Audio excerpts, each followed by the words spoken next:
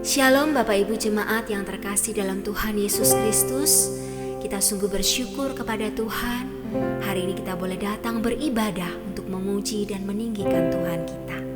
Mari kita bangkit berdiri bersama, kita siapkan hati dan pikiran kita. Tuhan berada di bait suci-Nya.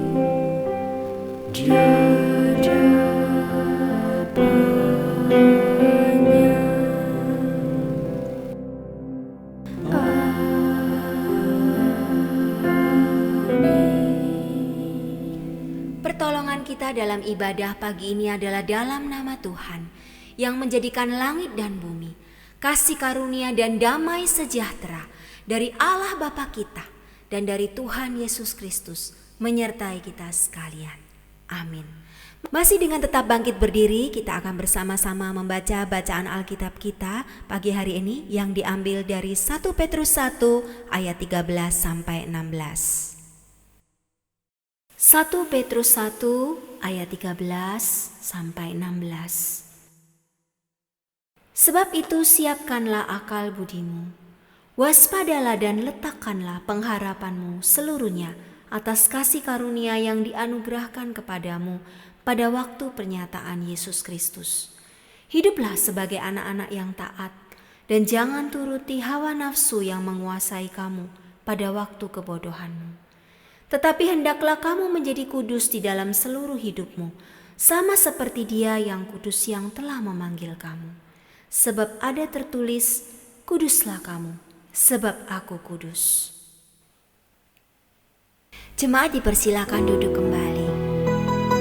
Kita sungguh bersyukur kepada Tuhan, karena Tuhan memberikan waktu yang terbaik, waktunya Tuhan dalam hidup setiap kita. Mari percaya pada Tuhan saja.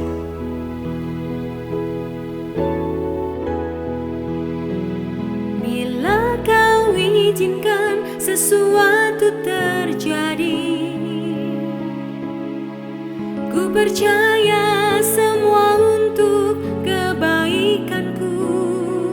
Bila nanti telah tiba waktumu, ku percaya kuasa-Mu memulihkan hidupku. Waktu Tuhan pasti yang terbaik, walau kadang tak mudah dimengerti. Lewati cobaan, ku tetap percaya waktu Tuhan pasti yang terbaik. Kita percaya kepada Tuhan Yesus. Dialah Allah yang mengatur segala sesuatu, dan waktu Tuhan adalah yang terbaik untuk setiap kita. Bila kau izinkan sesuatu terjadi, ku percaya semua untuk kebaikanku. Bila nanti telah tiba waktumu, ku percaya kuasa-Mu memulihkan hidupku. Waktu Tuhan pasti yang terbaik,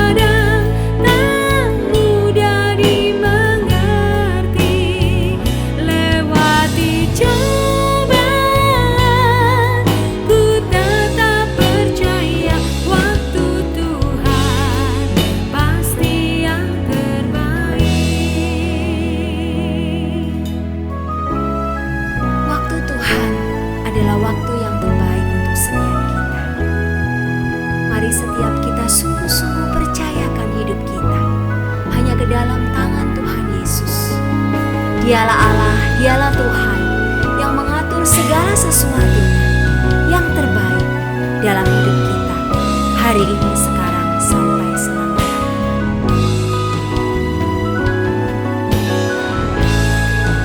Mari percayakan hati kita, percayakan hidup kita hanya ke dalam tangan Tuhan Yesus yang memberikan waktu yang terbaik untuk kita.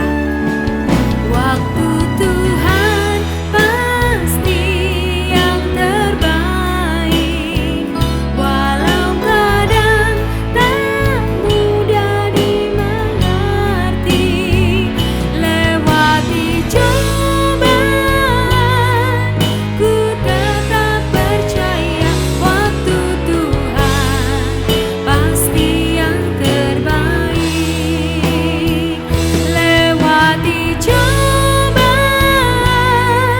ku tetap percaya waktu Tuhan pasti yang terbaik. Lewati cobaan, ku tetap percaya waktu Tuhan pasti yang terbaik. Mari kita berdoa. Bapa kami yang di surga, kami sungguh mengucap syukur dan terima kasih ya Tuhan, untuk hidup yang Kau anugerahkan buat setiap kami sampai hari ini. Terima kasih untuk kesehatan dan kekuatan. Terima kasih untuk nafas hidup yang kami boleh nikmati sebagai anugerah terbesar kehidupan yang kekal dari Tuhan Yesus. Kami ingin menaikkan segala pujian, hormat, dan syukur kami lewat ibadah kami, pujian dan firman Tuhan ini. Berkatilah setiap kami ya Bapa. Layakkan kami menghadap Engkau ya Yesus. Ampunilah akan segala dosa dan kesalahan kami, dan pakailah hidup kami menjadi alat dan terang bagi kemuliaan nama-Mu. Terima kasih ya Tuhan. Berkati ibadah kami dari awal sampai akhirnya. Hanya di dalam nama Tuhan Yesus Kristus, Juru Selamat dan Penebus hidup kami yang sejati, kami berdoa dan mengucap syukur. Amin. Kita sungguh bersyukur kepada Tuhan, karena Dialah sumber sukacita dalam hidup kita. Mari kita bersorak-sorai meninggikan Tuhan Yesus yang adalah Allah kita yang besar. Dialah sukacita surga itu yang hidup dalam hidup kita hari ini sampai selama-lamanya. Puji nama Tuhan Yesus. Terima kasih ya Bapa. Tuhan Engkau hadir, kuasanya mengalir melawat setiap hati kami. Roh-Mu membebaskan, Roh-Mu membangkitkan, kebesaran-Mu dinyatakan. Diselamatkan untuk menyembah, datanglah kerajaan-Mu di dunia. Di hadapan takhta-Mu seluruh jiwa menyatu, nyanyikan pujian senada dengan surga. Kami datang bersatu, sembah puji nama-Mu, semesta bersuka bersama dengan surga. Kiranya kasih setia Allah dan penyertaan Tuhan Yesus Kristus ada dalam hidup kita. Terima kasih untuk sukacita-Mu ya Bapa. Kami bersyukur ya Tuhan. Tuhan Engkau hadir, kuasanya mengalir melawat setiap hati kami. Roh-Mu membebaskan, Roh-Mu membangkitkan, kebesaran-Mu dinyatakan. Diselamatkan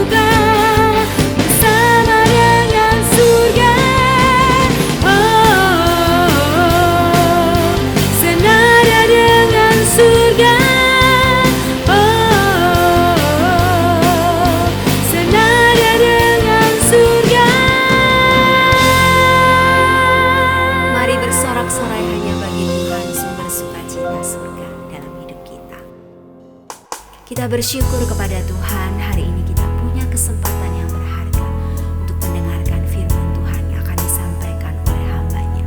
Mari siapkan hati kita, mari percayakan hidup kita kepada Tuhan. Ini aku, semua milikku, ku serahkan padamu Tuhan. Penyesalan dan kebanggaan, suka dan duka, semua ku serahkan. Yang telah lalu, yang kan datang, hasrat dan harapan yang terbayang, masa depan dan rencanaku, semua ku serahkan dalam tangan-Mu.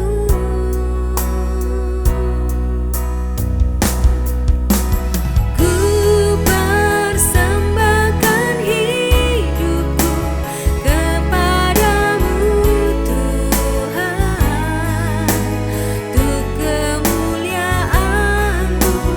Ku berikan hidup ini sebagai persembahan yang berkenan padamu. Ini kami, semua milik kami, hanya bagi-Mu ya Tuhan. Ini aku, semua milikku, ku serahkan padamu Tuhan. Penyesalan dan kebanggaan, suka dan duka, semua ku serahkan. Yang telah lalu, yang kan datang, hasrat dan harapan yang terbayang, masa depan dan rencanaku, semua ku serahkan dalam tangan-Mu.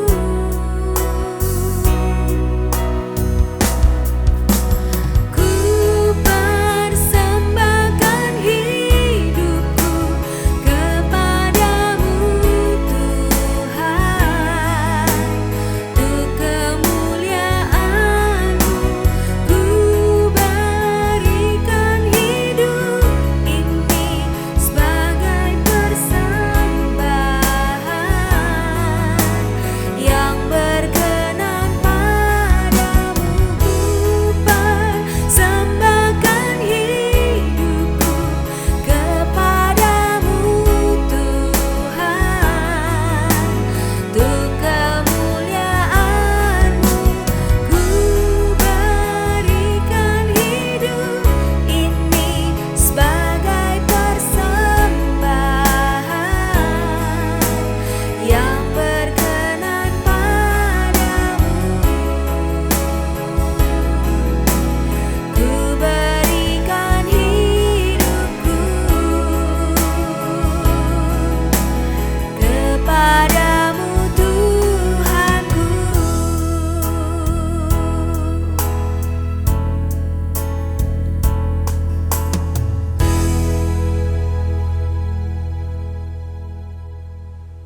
Selamat pagi jemaat yang dikasihi oleh Kristus.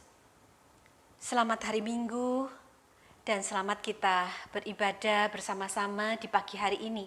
Walaupun kita dengan kondisi yang sekarang kita masih harus beribadah secara online. Bapak Ibu yang dikasihi oleh Kristus, hari ini kita tidak mudah, hari-hari ini kita sedang tidak mudah menghadapi situasi pandemi ini. Orang-orang yang terkapar oleh COVID-19 makin banyak. Dulu mungkin kita mendengar seakan-akan jauh, tetapi sekarang ini orang-orang yang dekat dengan kita yang terpapar. Dan itu membuat hati kita cemas, hati kita menjadi galau. Kadang-kadang kita juga berpikir, apa rencana Tuhan di balik ini semua? Jemaat yang dikasihi oleh Kristus, memang kita tidak tahu jawaban yang pasti. Tetapi kita percaya bahwa Tuhan kita adalah Tuhan yang mengasihi kita. Itu yang harus kita pegang. Yang kedua, Tuhan kita adalah Tuhan yang baik. Jadi kita percaya bahwa kebaikan Tuhan tetap mengontrol, berdaulat atas hidup kita, hidup orang percaya. Karena itu biarlah kita hari ini beribadah pada Tuhan, walaupun banyak hal yang kita pikirkan, tetapi kita mau untuk sekarang ini konsentrasi secara khusus dalam ibadah kita pagi hari ini. Nah, sebelum lebih jauh, mari kita akan berdoa lebih dahulu. Bapa di dalam surga yang kami kenal dalam Yesus Kristus Tuhan kami. Kami percaya ya Tuhan, Engkau adalah Allah yang berdaulat, Allah yang baik, yang terus mengontrol hidup kami, hidup jemaat Tuhan, hidup dunia ini. Karena itu kami mempercayakan hidup kami dalam tangan Tuhan. Jikalau pagi ini kami mau beribadah kepadamu ya Tuhan, berikan kami konsentrasi yang cukup, berikan kami hati yang peka akan mendengar pengajaran Tuhan hari ini. Supaya pengajaran ini pun menjadi bagian hidup yang Tuhan ingin kami belajar di dalamnya. Dan akhirnya kami mau taat di dalamnya. Kami berdoa untuk hamba-Mu, Tuhan menolong dia bisa mengkomunikasikan bagian ini dengan tepat. Supaya apa yang dikatakannya, disampaikannya, yang dipersiapkannya, sungguh-sungguh boleh berkenan di hadapan Tuhan.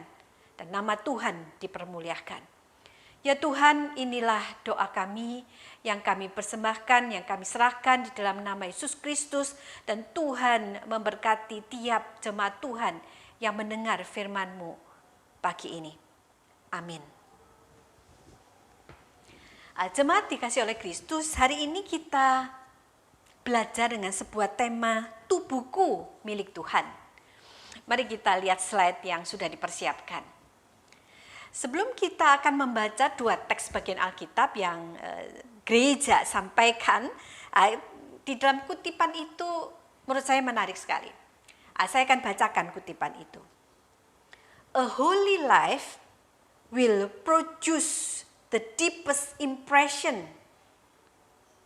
Like house blow no horn, the only shine. Apa artinya? Kehidupan yang kudus, kalau menjaga hidup yang kudus, maka itu menghasilkan produce untuk apa? Itu membuat orang deep impression. Dan itu menjadi berkat bagi banyak orang, punya kesan baik bagi banyak orang kalau hidup kita kudus. Sama dengan mercusuar itu nggak ada suaranya. Dia tetap akan bersinar, ditunggu orang, dicari orang, jadi menjadi petunjuk orang. Tema kita hari ini adalah berbicara tentang hal ini. Pemikiran, kesadaran buat tubuh kita milik Tuhan, itu adalah mau belajar supaya kita menjaga kekudusan kita. Yang menjadi pertanyaan kemudian begini, waduh kalau kita di masa pandemi ini, apakah di masa pandemi ini membuat kita ini makin kudus karena nggak kemana-mana? Apakah lebih aman? Nah, kita akan belajar apakah lebih aman. Mari kita lihat slide berikutnya, saya sudah ketikkan di situ. Ulangan 20 ayat 14 sebagai dari dasar teks perenungan kita pagi ini. Bapak Ibu yang di rumah bisa membuka Alkitab, Keluaran 20 ayat 14. Kemudian disambung 1 Korintus pasal yang ke-6 ayat 18 hingga 19. 1 Korintus 6, 18 sampai 19. Bapak Ibu kalau bisa juga lihat dari slide yang ada yang sudah dipersiapkan. Saya akan bacakan demikian. Keluaran 20, 14. Jangan berzina. Kemudian 1 Korintus 6 ayat 18. Jauhkanlah dirimu dari percabulan. Setiap dosa lain yang dilakukan manusia terjadi di luar dirinya. Tetapi orang yang melakukan percabulan berdosa terhadap dirinya sendiri. Dan ayat 19. Atau tidak tahukah kamu bahwa tubuhmu adalah bait Roh Kudus yang diam di dalam kamu. Roh Kudus yang kamu peroleh dari Allah, dan bahwa kamu bukan milik kamu sendiri. Kita lihat slide berikutnya. 1 Korintus 6 ayat 20. Sebab kamu telah dibeli dan harganya telah lunas dibayar. Karena itu muliakanlah Allah dengan tubuhmu. Muliakan Allah dengan tubuhmu. Jadi apa yang mau diajarkan dari bagian ini? Yaitu Tuhan ingin hidup kita ini menjaga kudusan, hidup menjaga kudusan, supaya kita ini hidup kita makin menjadi berkat banyak orang. Kenapa? Karena kita memuliakan Allah melalui tubuh kita. Nah, kita kembali kepada satu ayat yang tadi dibacakan. Keluaran 20 ayat 14. Mari kita ikuti slide ini. Di dalam slide ini, mari Bapak Ibu bisa perhatikan, di situ ada perintah Tuhan, jangan berzinah. Ini ayat yang sangat pendek, perintah ke-7 dari hukum Taurat yang diperintahkan supaya kita ini tidak berzina. Nah, hukum ke-7 ini persis setelah perintah hukum yang ke-6, yaitu jangan membunuh, yang minggu lalu kita sudah belajar. Kalau kita sudah belajar, penginjil Arif sudah menyampaikan, hukum yang keperintah untuk jangan membunuh mencegah kita untuk membenci orang lain. Dan di dalam aplikasinya pada minggu yang lalu, penginjil Arif membawa kita dengan sebuah pemikiran, kita mungkin tidak membunuh orang secara fisik, tetapi kita diminta, Tuhan rindu kita menghargai orang lain. Dan hukum sekarang kita belajar hukum yang ke-7, jangan berzina, ini supaya apa? Supaya jangan kita mencegah kita untuk memanfaatkan orang lain demi kepuasan hawa nafsu kita. Kenapa demikian? Banyak bagian yang kita bisa pelajari. Tetapi dari teks yang kita belajar hari ini, 2 teks yang bagian yang sudah kita belajar, alasannya jelas, yaitu apa? Tubuh kita milik Tuhan. Tubuh kita milik Tuhan. Mari kita lihat slide berikutnya. Apa artinya? Apa sebenarnya makna milik Tuhan? Tubuh milik Tuhan ini maknanya sebenarnya apa? Ya, maknanya jelas sekali di situ yang sudah disampaikan. Bapak Ibu bisa mengikuti slide di dalamnya. Saya akan bacakan, ada prinsip dasar yang diajarkan oleh Tuhan di dalamnya. Allah Bapa menciptakan tubuh kita, ya kan? Kita diciptakan oleh Allah Bapa. Jadi bukan dari kita tidak percaya teori evolusi, jadi tubuh kita diciptakan oleh Allah Bapa. Anak Allah Anak menebus tubuh kita dan membuat tubuh kita menjadi bagian tubuhnya. Itu jelas sekali. Dan Roh Allah Roh Kudus berdiam di dalam hidup kita dan menjadikan tubuh kita ini bait Allah. Jadi jelas sekali pemahaman ini yang selalu kita paham sejak awal. Waktu kita pertama percaya Yesus Kristus, kemudian kita sebelum dibaptis diajarkan bahwa tubuhmu bait Allah. Itu adalah bagian dari apa? Runtutan bahwa dasarnya tubuh kita ini memang dicipta oleh Allah. Kemudian tubuh kita ini ditebus oleh Kristus. Jadi kemudian tubuh ini menjadi bagian di dalam diri Kristus. Dan kemudian setelah kita percaya bahwa Roh Kudus masuk di dalam hidup kita.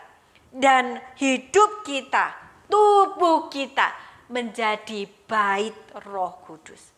Jadi kita bisa melihat bagian ini adalah dengan jelas sekali bahwa kita orang Kristen tidak bisa main-main dengan tubuh kita, karena memang kita ini adalah tubuh kita ini adalah tubuh milik Tuhan. Tetapi kemudian pertanyaannya adalah, mengapa orang Kristen ya, saya menandaskan orang Kristen yang punya pemahaman ini tetap melakukan perzinahan? Kenapa? Mari kita pelajari kenapa itu bisa terjadi kepada orang Kristen dan bagaimana itu supaya kita bisa mencegahnya atau bagaimana kita bisa mengajarkannya gitu kepada anak-anak kita supaya mereka tidak melakukan. Nah, kita akan mulai belajar dulu apa yang Alkitab ajarkan dari tentang bagian ini. Mari kita lihat slide ini. Saya berikan judul, mungkin orang akhirnya termasuk orang Kristen akhirnya melakukan perzinahan karena mungkin sudah biasa. Saya mengutip survei ini, Bapak Ibu bisa lihat slide. Penelitian yang dilakukan oleh Ricket B Indonesia. Penelitian ini terhadap 500 remaja di 5 kota besar di Indonesia. Menemukan apa? Menemukan 33% remaja pernah melakukan hubungan penetrasi. 33%. Dan survei ini dilaporkan di Liputan 6 tahun 2019. Jadi relatif masih baru. Dari hasil tersebut 58% melakukan penetrasi di usia 18 sampai 20. Jelas peserta survei ini adalah mereka yang belum menikah. Jadi mereka yang belum menikah saja, mereka sudah berani melakukan hubungan penetrasi itu. Jadi pertanyaannya, kalau tadi itu orang Kristen juga melakukan perzinahan, ini letaknya di mana permasalahan? Apa karena memang kita sekarang berada di sebuah lingkungan yang orang melakukan itu menjadi biasa? Apa kebiasaan? Atau slide berikutnya ini kemudian saya mengutipnya dari beberapa pihak, surveinya seperti ini. Merasa bahwa apa? Dosa seksual ini menjadi penyakit yang makin merusak masyarakat kita saat ini dan pernikahan menjadi ikatan janji yang dianggap enteng. Itu surveinya secara umum, ya. Dan bisa dilanggar kapan saja. Dan relasi seksual dianggap sebagai hak asasi setiap orang dan tidak harus diikat dalam sebuah perjanjian nikah. Kemudian ada survei-survei kecil lain yang saya juga observasi, sudah temukan. Mereka kadang-kadang berbicara langsung kepada saya, mereka berkata apa? Bu, dosa seksual itu, baik itu solo seks, pornografi, masturbasi, atau akhirnya itu melakukan perzinahan dengan orang lain. Itu kan dosa diri sendiri dan 2 orang saja kan. Ini tidak mengganggu orang lain. Kenapa harus diributkan? Ya, tentu saja orang ini belum sungguh-sungguh dalam Tuhan, ya, jemaat dikasih oleh Tuhan. Nah, mereka merasa apa? Ini hak asasi manusia. Ini kebiasaan lingkungan, din hak asasi manusia. Jadi sekali lagi, kalau ini menjadi pemahaman ini, atau orang melakukan dengan dasar pemikiran bahwa semua lingkungan melakukan yang sama, yang kedua ini adalah hak asasi manusiaku gitu. Apakah kemudian masa pandemi ini orang tidak bisa kemana-mana? Apa akhirnya hal ini, dosa ini atau kebiasaan buruk ini aman di masa pandemi? Belum ada survei. Konsentrasi 1-2 tahun ini belum ada survei. Tetapi survei-survei yang ada, ya survei-survei yang ada adalah yang muncul lebih banyak karena dampak pandemi, karena terjadi konflik dalam rumah tangga, dan waktu konflik dalam rumah tangga itu salah satu penyebabnya yaitu pernah ada hal-hal yang tidak baik atau perselingkuhan di masa sebelum pandemi dan lain-lain. Tetapi yang pasti, apakah ini aman? Tidak aman. Kenapa tidak aman? Mari kita belajar lebih jauh. Kalau kita kembali kepada definisi dulu ya, apa yang Alkitab ajarkan oleh bagian ini tentang dosa percabulan dan perzinahan ini. Bapak Ibu bisa mengikuti slide di situ. Di dalam Perjanjian Baru, percabulan atau di dalam bahasa Yunani itu porneia mencakup masalah perzinahan, hubungan insest, pemuasan nafsu yang haram, termasuk relasi hubungan seksual. Homoseksual maksud saya. Itu adalah porneia di dalam Perjanjian Baru.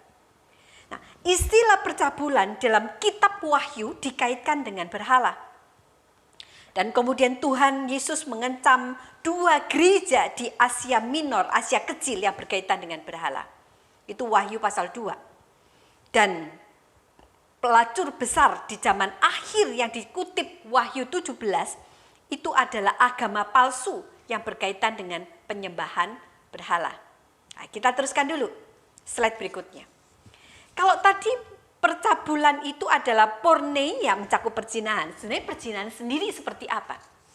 Perzinahan merujuk kepada dosa seksual antara orang yang sudah menikah dan melakukan dosa seksual ini dengan orang lain, ya, dengan tentu saja orang lain selain pasangan nikahnya. Dan ini digunakan dalam perjanjian lama, definisi ini dalam perjanjian lama secara harafiah atau juga figuratif. Kata Ibrani naf'af, di situ adalah berkaitan dengan, diterjemahkan dengan perzinahan dalam perjanjian Ibrani, bahasa Ibrani dalam perjanjian lama. Secara harafiah itu istilah bahasa Ibrani ini yaitu berarti mematahkan ikatan pernikahan. Allah menggambarkan bahwa pembelotan umatnya kepada Allah-Allah lain sebagai perzinahan. Jadi dalam perjanjian baru jelas sekali dikutip sedemikian, dan dalam perjanjian lama seringkali juga merujuk berhala Israel seperti wanita cabul yang melacur. Saya mengutip dari beberapa Keluaran 34, Imamat, Yeskiel, Bapak Ibu bisa lihat dari slide. Jadi pernikahan Nabi Hosea dan Gomer istrinya yang berzina, gambaran dari dosa dan ketidaksetiaan Israel. Saya ingin menegaskan bagian dari istilah studi kata ini, dan kita mau menegaskan apa? Mari kita lihat slide ini sebagai kesimpulan. Dosa perzinahan sebagai gambaran dari kemurtatan kepada Allah dan penyembahan berhala. Bapak Ibu dikasih oleh Kristus, dosa apa yang sampai seserius ini jadi artinya murtad, berdosa, membelot, melawan Allah. Ini dosa sangat serius. Dan itu adalah sebuah bagian digambarkan dari apa? Dari dosa perzinahan ini. Mau mengatakan apa? Bagian-bagian firman Tuhan ini mau mengatakan bahwa betapa seriusnya masalah dosa perzinahan ini. Karena seserius itulah kemudian Tuhan Yesus mengutipnya dan kemudian mengajarkannya bagi murid-muridnya pada waktu itu dari dari Matius 5, 27 hingga 32. Mari kita lihat slide berikutnya. Tuhan Yesus mengajarkan beberapa hal-hal yang sangat penting di dalamnya dari Matius 5, 27, 28. Tuhan Yesus mengatakan, kamu telah mendengar firman jangan berzina. Tetapi aku berkata kepadamu, Tuhan Yesus berkata, setiap orang yang memandang perempuan serta menginginkannya sudah berzina dengan dia di dalam hatinya. Tuhan Yesus memberikan perintah mengenai jangan berzina dengan apa? Kedalaman yang sangat-sangat esensial. Tuhan Yesus mau menegaskan tindakan fisik bukan menjadi patokan kalau begitu. Jadi kembali kepada pertanyaan tadi. Apakah di masa pandemi yang akhirnya orang di rumah saja tidak bisa kemana-mana, berarti dia aman dari dosa ini? Jawabannya tidak, kalau kita belajar apa yang Tuhan Yesus ajarkan di sini. Yaitu apa? Ya karena tindakan fisik bukan menjadi patokan. Kalau begitu seperti apa? Perzinahan berarti kegagalan menjalankan janji setia dalam pernikahan. Janji setia itu adalah janji yang diberikan dari dalam hati. Janji merupakan sebuah komitmen hati yang mengikat apa? Mengikat hati, perbuatan, perkataan seseorang. Jika perbuatan, perkataan kita menepati janji, tapi hati tidak, maka kita sebenarnya sudah melanggar perjanjian itu. Di dalam hukum Taurat, kita lihat slide berikutnya, hukuman bagi dosa perzinahan adalah apa? Kematian. Matius 20 ayat 10. Mengapa mati? Karena perzinahan adalah pelanggaran terhadap janji pernikahan. Janji yang mengikat seluruh hidup seseorang kepada Tuhan. Jadi seluruh hidup. Pernikahan bukan hanya mengenai relasi seksual, tetapi ikatan seluruh hidup. Itu sebabnya hukum Taurat dengan sangat kuat, sangat tegas bahwa kalau terjadi dan ketahuan maka kematian. Lebih jauh, Tuhan Yesus menyampaikan ayat 25, Matius 5, 29, 30. Demikian, Bapak Ibu dalam slide, Bapak Ibu bisa lihat slide, bisa lihat Alkitab, saya bacakan demikian. Maka jika matamu yang kanan menyesatkan engkau, cukillah dan buanglah itu. Karena lebih baik bagimu jika satu dari anggota tubuhmu binasa, daripada tubuhmu dengan utuh dicampakkan ke dalam neraka. Dan jika tanganmu yang kanan menyesatkan engkau, penggalah dan buanglah itu, karena lebih baik bagimu jika satu dari anggota tubuhmu binasa, daripada tubuhmu dengan utuh masuk neraka. Apa yang mau diajarkan di sini? Di sini Tuhan Yesus mengambil contoh tindakan orang-orang kafir yang mengebiri seorang laki-laki yang kedapatan berzina. Tetapi Tuhan Yesus memberikan pengertian yang lebih dalam. Yaitu apa? Temukan akar masalahnya. Bukan alat kelamin seorang pezina yang perlu dibuang, karena yang bersalah adalah mata atau tangannya. Jika dia memandang orang lain dengan keinginan seksual, atau dengan tangannya meraba orang lain dengan keinginan yang sama, maka sebenarnya dia sudah melakukan dosa perzinahan. Dan Tuhan Yesus berkata jelas sekali, keberdosaan seorang pezina harus dihukum meskipun belum membuahkan tindakan perzinahan. Perzinahan adalah ketika seorang yang laki tidak setia kepada pasangannya dalam tindakan, perkataan, hati maupun gairah. Mungkin kita tidak tidur dengan orang lain, tetapi hati orang bisa menginginkan orang lain. Mungkin ada orang yang tidak pernah berhubungan secara seksual sama orang lain, tetapi bisa jadi gairahnya pada orang lain. Orang lain melalui foto-foto, dan ini bagian pornografi. Mari kita berjaga. Mungkin orang itu tidak pernah memeluk orang lain, tetapi perkataannya merayu orang lain, dan itu bukan pasangannya, itu termasuk dosa perzinahan. Kecemaran hati yang tidak bisa setia, atau yang tidak bisa menguduskan diri dari hawa nafsu yang cemar, ini sebenarnya akar dosa perzinahan.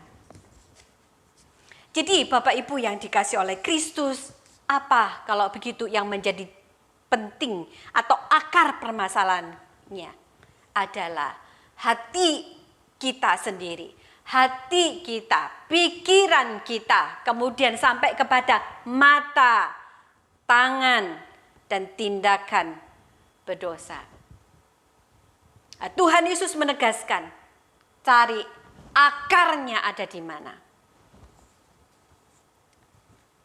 Kemudian Tuhan Yesus mengkaitkan di dalam masalah ini, kita lanjutkan dari Matius 5, 31, 32. Tuhan mengkaitkan di situ tentang cerai karena zina.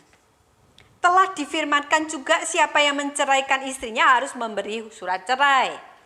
Tetapi aku, Tuhan Yesus berkata kepadamu, setiap orang yang menceraikan istrinya kecuali karena zina, ia menjadikan istrinya berzina. Dan siapa yang kawin dengan perempuan yang ceraikan, ia berbuat zina. Mari kita lihat slide berikutnya. Dalam ayat 31, 32 ini Tuhan Yesus mengkaitkan dosa perzinahan dengan perceraian. Taurat tidak pernah mengizinkan perceraian. Tetapi kalau sampai ini dimunculkan untuk menegaskan apa? Menegaskan betapa seriusnya dosa ini. Bapak Ibu yang dikasihi oleh Kristus, para pemuda, pemudi, para remaja yang menonton bagian ini, mari kita melandasi bagian ini. Tuhan memandang sangat serius. Para remaja dan para pemuda, hati-hati dengan pornografi. Karena pornografi itu jadi apa? Menjadi pemicu, yang menjadi akar, yang akhirnya membuat pikiran kita tidak kudus, jadi cemar. Dan karena cemar itulah kemudian runtur tuntutnya jadi jauh ke sana. Yang menjadi pertanyaan sekarang, apakah berarti orang dewasa aman? Tidak juga, jikalau orang dewasa ini pun tidak berjaga. Orang dewasa tidak menjaga, dan akhirnya kecemaran pun ada dalam pikiran dengan berbagai alasan. Memang banyak di antara kita mendengar pergumulan orang yang berkata, kalaupun dia sampai punya will, punya pil, itu kenapa? Ya, selalu yang menjadi slogan khusus, selalu muncul perkataan apa? Iya Bu, karena pasanganku begini, begitu, begini, begitu. Dan ada serentetan gitu. Saya masih ingat saya ada ketemu dengan sepasang, mereka baru menikah 2,5 tahunan. Mereka datang, yang datang ini yang suaminya dulu, yang pria dulu. Dia datang lebih dulu dan dia berkata, dia memberikan beberapa hal, detail-detail apa yang dilakukan istrinya dan dia berkata, Bu, saya merasa bahwa kami sudah tidak cocok, Bu. Kami sudah tidak bisa untuk meneruskan relasi ini. Pada waktu dia sampai di situ, istrinya pun datang menyusul dan masuk ruangan saya dan duduk di sebelah dan mengatakan, si istri duduk masih agak baru duduk, suaminya langsung mengatakan apa? Ya kan Mah, mereka sudah punya baby. Ya kan Mah, kita sudah ngomong kan? Kita sudah jelaskan sebelum ke Bu Iis, jelaskan bahwa kita tidak cocok, karakter kita beda, banyak hal nggak baik yang kita bisa lakukan, dan kita sudah ngambil keputusan untuk lebih baik bercerai. Apa yang disampaikan sebenarnya? Dia punya atau memberikan berbagai alasan untuk berkata bahwa aku tidak cocok, dan akhirnya punya will dan cerai. Bapak Ibu yang dikasihi oleh Tuhan, pemicunya memang banyak. Tetapi prinsip kalau Tuhan Yesus mengkaitkan dengan masalah perzinahan, maka perzinahan itu serius sampai kepada tanda kutip akhirnya membuahkan perceraian. Kalau masalah dosa seksual ini adalah masalah akarnya di pikiran, akarnya di dalam otak, akarnya adalah di angan-angan, akarnya di mata, akarnya di tangan dan kemudian tindakan. Berarti mari kita semua jemaat Tuhan menjaga apa yang ada di pikiran kita. Kalau Ulangan pasal 24 ayat 1 sampai 4, kemudian sepertinya ada pengaturan itu terjadi, bukan berarti mau mengizinkan perceraian. Tetapi Ulangan 24 adalah peraturan agar orang Israel menghormati pernikahan. Jadi apa sebenarnya yang bagian ini katakan? Maka Tuhan Yesus sekali lagi menegaskan, Tuhan tidak menginginkan terjadi perceraian. Kalaupun ada, dilakukan pengaturan, tetapi Tuhan merindukan bahwa pernikahan itu adalah pernikahan seumur hidup. Sekarang kita sampai kepada bagian terakhir, yang udah kita baca sejak awal. Bicara tentang apa? Apa yang Rasul Paulus tuliskan dari 1 Korintus 6, 18 hingga 20. Kalau tadi kita bicara tentang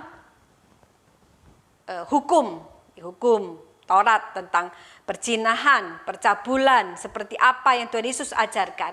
Nah sekarang bagaimana pengajaran Paulus dari bagian ini? Yang menarik kalau kita baca 18-20, yang menarik adalah ayat 19. Ayat 19, Bapak Ibu bisa lihat Alkitabnya. Ada kata kamu di situ, itu bentuknya jamak plural. Sedangkan kata tubuh dan bait adalah singular. Apa sebenarnya ini? Paulus sedang merujuk pada setiap orang percaya dan gereja lokal. Gereja ya, adalah tubuh orang-orang percaya yang bersatu dengan Yesus Kristus. Tindakan setiap individu anggota gereja mempengaruhi kehidupan rohani dari seluruh gereja. Jadi, luar biasa Alkitab ini bicara utuh sekali. Kalau Tuhan Yesus menegaskan tentang akar masalahnya itu adalah dalam pikiran, di dalam angan-angan, di dalam mata, apa yang dilihat orang, dan kemudian apa yang diraba dan dilakukan itu menjadi akarnya. Maka Paulus menegaskan aspek yang lain, yaitu apa? Aspek bahwa setiap individu, apa yang dilakukan oleh seseorang itu berdampak bagi orang lain, berpengaruh bagi gereja Tuhan. Satu sisi yang lain kalau kita lihat dalam ayat 20, kita lihat slide berikutnya. Pelajaran yang Paulus ingin menegaskan supaya kita memuliakan Allah dengan tubuh kita. Roh Kudus diberikan kepada kita supaya kita memuliakan Kristus Yesus dan meninggikan namanya. Itu jelas dalam Yohanes dan Filipi. Jadi Allah Bapa, Allah Anak, dan Allah Roh Kudus akan terlibat. Seluruh terlibat di dalam cara kita memperlakukan tubuh kita ini. Jadi artinya apa yang kita lakukan ini, kita mungkin tidak sadar bahwa di dalamnya kita sudah melibatkan Allah Bapa, Allah Anak, dan Allah Roh Kudus. Dosa seksual ini mempengaruhi seluruh pribadi kita. Kita lihat tadi di dalam ayat 18 yang kita udah baca. Mempengaruhi emosi kita. Jelas. Mempengaruhi fisik kita. Yang dapat membawa apa? Keterikatan. Kecanduan sedemikian rupa. Orang-orang yang melakukan percabulan, pornografi, perzinahan, homoseksual mungkin melupakan dosa-dosa mereka karena dianggap biasa kan? Jadi merasa oh ini biasa kok, biasa seperti itu. Tetapi dosa-dosa mereka tidak akan melupakan mereka. Artinya apa? Itu mengikat kita, mengikat.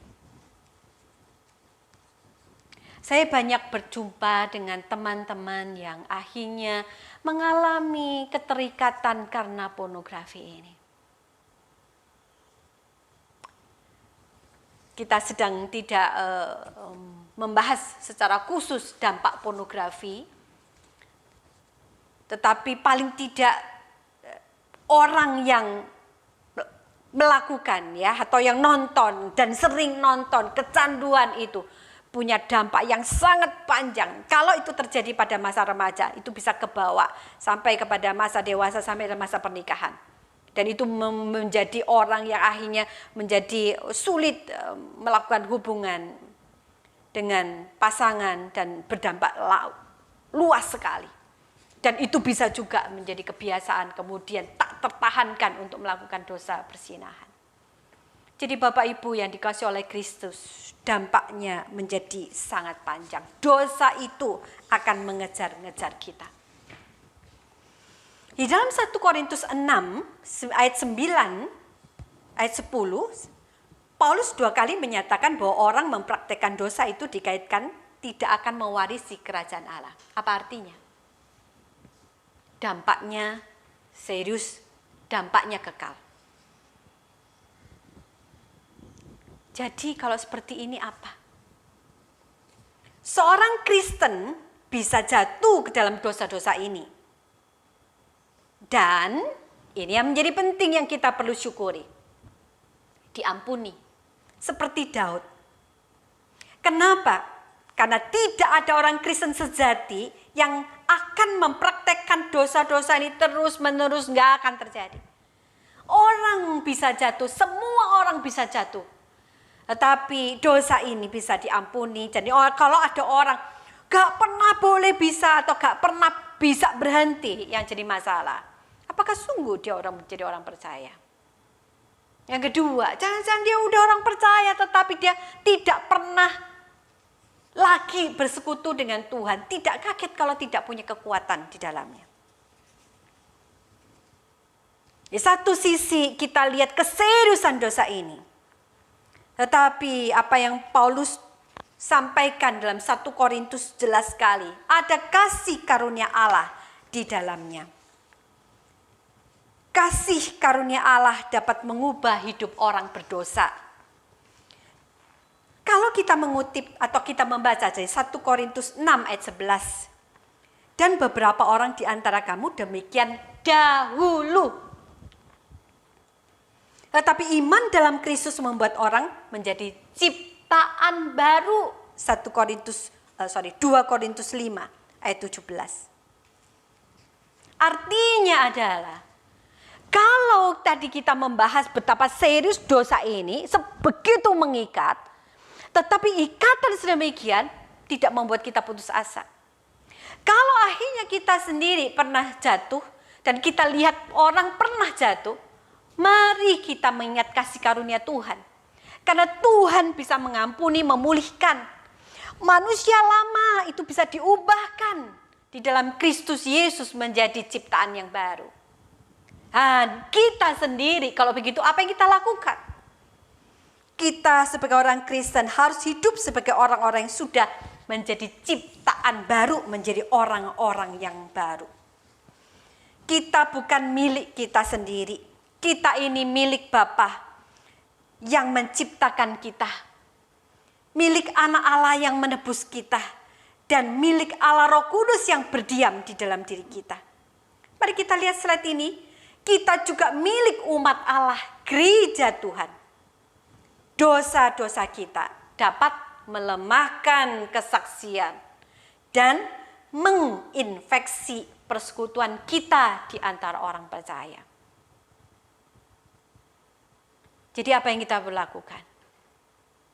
Ada dua hal sebagai penutup. Supaya kita masuk dalam langkah aman. Yang pertama, mari menguasai diri kita dari hawa nafsu yang cemar. Tidak membiarkan hawa nafsu meluap tanpa bisa dikendalikan. Tuhan menciptakan kita untuk melakukan apa yang kudus, bukan yang cemar. Mari berjaga dengan pikiran, hati, perkataan, mata, tangan dengan firman Tuhan. Stay at home di masa pandemi ini justru bisa jadi tanda kutip peluang untuk kita bisa jatuh kepada bagian ini. Jadi Bapak Ibu yang dikasihi oleh Tuhan, mari kita berjaga. Supaya tetap kita justru masa pandemi yang sering sendirian atau sering di kamar, tidak kemana-mana ini. Kita menjaga pikiran hati kita supaya kita di dalam kekudusan dengan dijaga oleh firman Tuhan. Dan langkah yang kedua, dalam konteks jangan berzina berarti memelihara perjanjian nikah. Kalau tadi langkah satu adalah bagi kita semua yang sudah menikah, tidak menikah, remaja, pemuda itu supaya kita tidak melakukan dosa percabulan. Tetapi kemudian secara khusus jangan berzina dalam konteks supaya menjaga pernikahan, maka peliharalah janji nikah sungguh-sungguh dengan kasih, setia, gairah, perasaan cinta yang mendalam yang harus berproses di dalamnya. Dan tentu yang penting, takut akan Tuhan jadi rem kita. tidak menjalani pernikahan hanya formalitas. Menjaga kesetiaan pernikahan dengan kehangatan kasih, keintiman, dan keadaan yang kedekatan yang terus dipelihara. Kesimpulan dari semua ini seperti apa? Mungkin Bapak Ibu jemaat dikasih oleh Kristus menganggap, waduh itu konsep saja, seperti apa? Memang saya sangat sadar manusia kita berdosa ini adalah manusia yang memang betul-betul mudah sekali jatuh kepada dosa macam-macam. Apalagi di situasi-situasi pandemi yang sering sendiri atau digoda-goda dikirimin foto sana sini yang nggak benar, yang membuat akhirnya pikiran kita cemar. Tetapi Bapak Ibu dikasih oleh Tuhan, kita bisa menang kalau kita bisa menjaga hidup kita di dalam kekudusan doa firman Tuhan. Biarlah masa pandemi ini membawa kita lebih dekat dengan firman Tuhan. Tetapi kemudian jadi begini. Masa pandemi ini masalah yang sulit, masa yang mungkin kita campur aduk kadang-kadang di dalam kesedihan, dalam kecemasan karena masalah ekonomi, karena komunikasi, karena banyak yang meninggal. Kita selalu hari demi hari mendengar oksigen yang masih kurang, obat yang mahal, tidak ketemu, dan itu membuat kita tegang begitu. Dan herannya, begitu banyak orang justru dalam ketegangan semacam ini, kemudian begitu banyak orang lari kepada hal-hal yang buruk. Salah satu lari ke bagian percabulan. Akhirnya orang jatuh di mana? Jatuh kepada dosa yang lain, yaitu apa? Minum-minuman keras. Atau dosa yang lain. Banyak hal. Atau drugs. Itu bisa jadi pada orang yang sedang tegang. Tetapi mari kita berjaga. Biarlah kita orang percaya dalam kondisi tegang menjadi sulit ini. Kita mempercayai. Dan saya mengutip bagian ini sebagai penutup. Saya akan bacakan. Always remember, God will never take anything away from you without the intention of replacing it with something much better. Artinya apa? Mari kita ingat, Tuhan itu nggak pernah ya kasih sesuatu, Tuhan nggak mau gantikan sesuatu yang lebih baik. Jadi mari kita mempercayai ini. Mari kita mempercayai bahwa Tuhan mengontrol, berdaulat dalam hidup kita. Sesulit apapun, kondisi-kondisi apapun, mari kita cari Tuhan. Dan di dalam waktu cari Tuhan, kita menjaga tetap kekudusan di dalam Tuhan. Tuhan Yesus memberkati kita semua. Mari kita berdoa. Bapa dalam surga, kami sudah membaca, merenungkan firman-Mu. Tuhan, kami manusia yang sangat lemah, manusia berdosa. Tuhan, biarlah belas kasih-Mu boleh nyata bagi setiap kami. Supaya di tengah-tengah kesulitan kami tetap bisa menjaga pikiran kami, menjaga kekudusan kami. Dan kami boleh menyadari hidup di dalam hal yang berkenan di hadapan Tuhan. Ya Tuhan, dengarlah doa kami. Biarlah belas kasihan-Mu ada kepada kami, pada jemaat Tuhan. Supaya kami tidak melanggar firman-Mu. Di dalam nama Yesus Kristus Tuhan kami naik doa bersama. Amin. Kita sungguh bersyukur kepada Tuhan untuk firman Tuhan yang sudah boleh kita dengarkan. Biarlah hidup kita, hati kita, tubuh kita milik Tuhan selamanya. Yesus, Kau kebenaran yang menyelamatkanku. Kau memberikanku hidup dan pengharapan.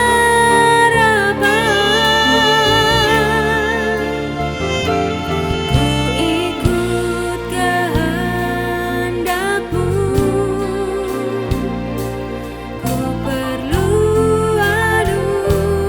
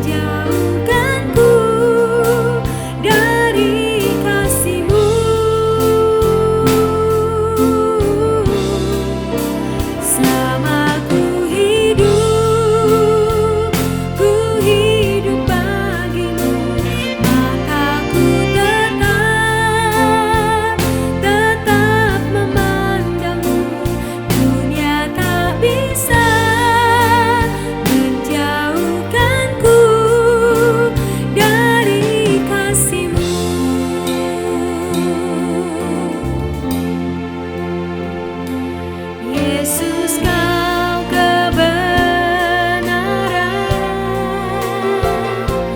yang menyelamatkanku. Kau memberikanku hidup dan pengharapan. Ku ikut kehendak-Mu, ku perlu anugerah-Mu. Ku nyatakan janji-Ku kepadamu.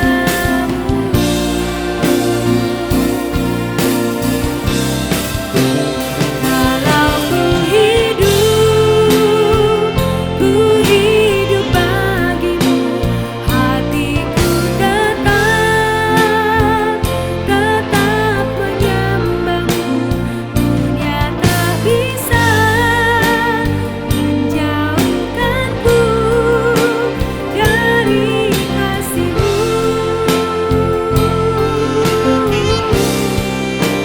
Selama ku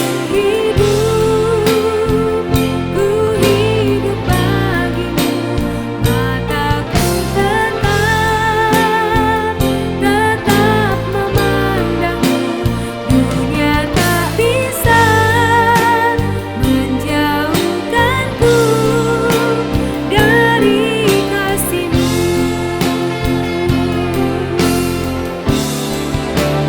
Kalau ku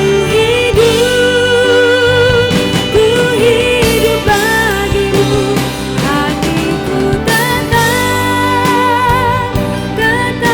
menyembahmu.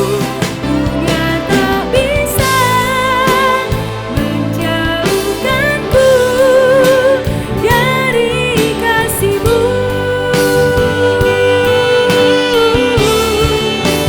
Selama ku hidup bagimu, mataku tetap memandangmu. Dunia tak bisa menjauhkanku dari kasih-Mu.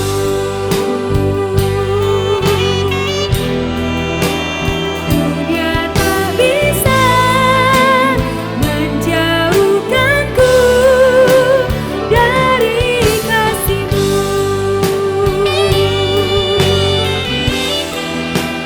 Dunia tak bisa menjauhkanku dari kasih-Mu.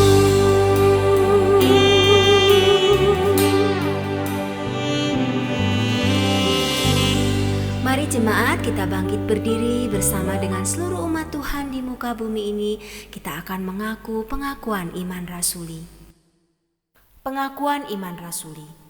Aku percaya kepada Allah, Bapa yang Maha Kuasa, Khalik langit dan bumi, dan kepada Yesus Kristus anaknya yang tunggal Tuhan kita, yang dikandung dari Roh Kudus, lahir dari anak darah Maria, yang menderita sengsara di bawah pemerintahan Pontius Pilatus, disalibkan, mati dan dikuburkan, turun dalam kerajaan maut. Pada hari yang ketiga bangkit pula dari antara orang mati, naik ke surga, duduk di sebelah kanan Allah, Bapa yang Maha Kuasa. Dan dari sana Ia akan datang untuk menghakimi orang yang hidup dan yang mati. Aku percaya kepada Roh Kudus, gereja yang kudus dan am, persekutuan orang kudus, pengampunan dosa, kebangkitan tubuh, dan hidup yang kekal. Amin. Mari kita berdoa.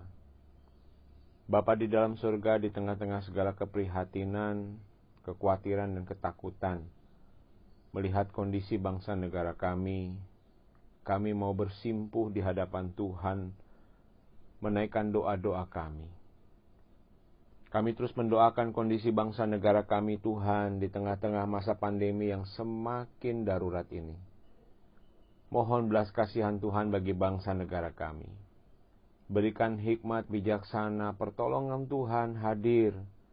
Usaha-usaha pemerintah yang sudah dilakukan, baik PPKM darurat ataupun vaksinasi massal, dapat berjalan efektif menolong dan menekan laju pertumbuhan penyebaran COVID-19. Kami berdoa juga saudara-saudara kami yang terimbas dari pandemi ini Tuhan.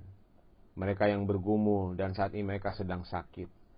Kami terus berdoa untuk cucu dari Ibu Natalia, adik ipar dari Ibu Lisayang, saudari Elvian, mamahnya dan juga cecenya sekeluarga, saudari Evelyn Gunawan, papa dari Bapak Budiono, Ibu Mirawati dan Ibu Edi Limanto, saudari Liana, Ibu Eka Sriwati sekeluarga, Bapak Nyopoho, Pak Warno, Saleh, dan Immanuel Koster gereja kami, Bapak Honggi, Bapak Buntoro, Bapak Tantinpo, dan Bapak Yongsin, dan juga keluarga Bapak Singgih yang juga sedang isoman.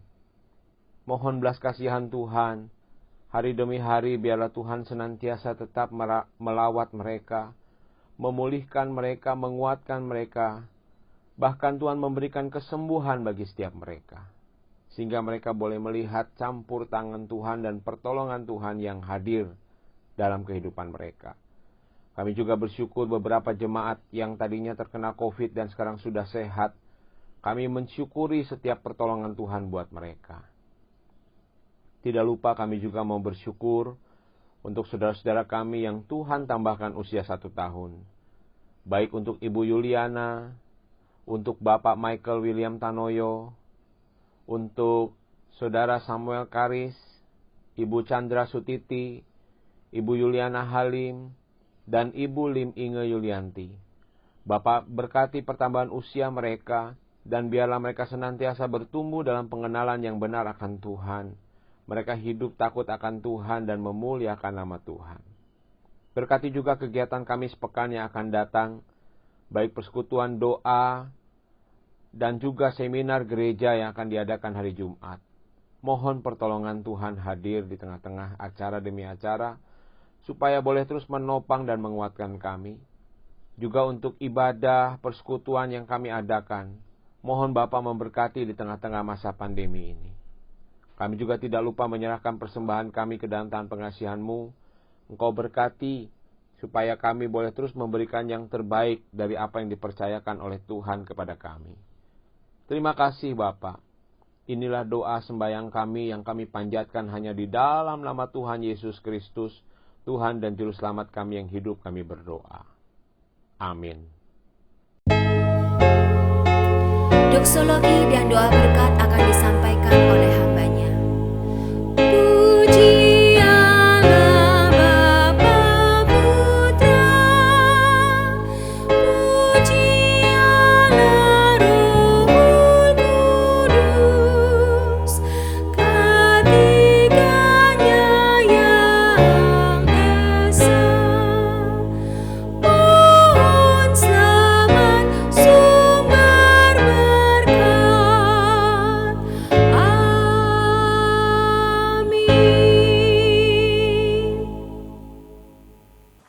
Jemaat yang dikasihi oleh Kristus, kita sudah mengakhiri ibadah kita hari ini. Kita akan kembali kepada aktivitas kita dan pergumulan kita masing-masing. Tidak mudah dalam semua pergumulan yang ada. Tetapi kita berani melanjutkan hidup kita ini. Karena ada Tuhan di dalamnya. Karena berkat Tuhan saja biarlah yang menyertai kita. Jemaat dikasih Tuhan, arahkanlah hatimu kepada Tuhan dan terimalah berkat Tuhan. Kiranya kasih karunia dan damai sejahtera dari Allah Bapa dan dari Tuhan Yesus Kristus serta persekutuan Roh Kudus menyertai kita sekalian dari hari ini sampai Tuhan Yesus datang kedua kalinya. Amin. Amin.